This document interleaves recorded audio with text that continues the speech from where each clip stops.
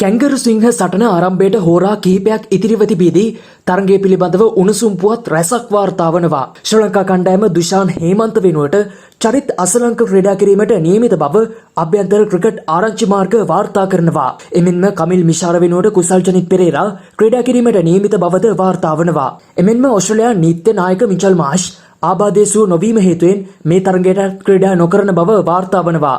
කෙසේ වෙතත් ඒ හේතුවෙන් ශ්‍රී ලංකාවට කැඳ වූ ස්ටීව් ස්මිත් තවමත් සංචිතයට ඇතුළත් කර නැහැ. නමුත් ඊයේ දිනේදී ස්මිත් ඕස්ට්‍රේලියානු කණ්ඩායම සමග පුහුණු සැසීට එක් වූ බව දකින්නට ලැබුණා. අද තරගයේදී බොහෝ විට තර්ජනයක් විය හැකි පන්දු යවන්නෙක් ලෙස ඇඩම් සම්පා නම් කළ හැකි. ඔහු සතු ශ්‍රී ලංකාවට එරෙහිව විශිෂ්ට වාර්තාවක් තිබෙනවා.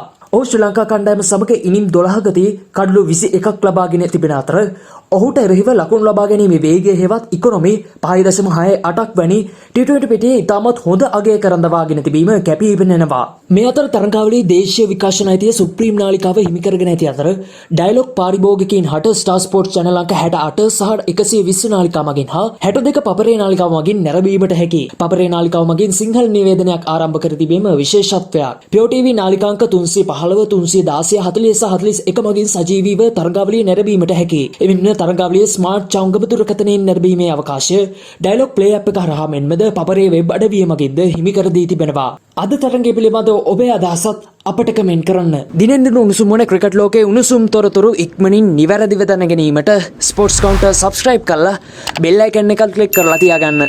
ඔබට සුබ දවසක්.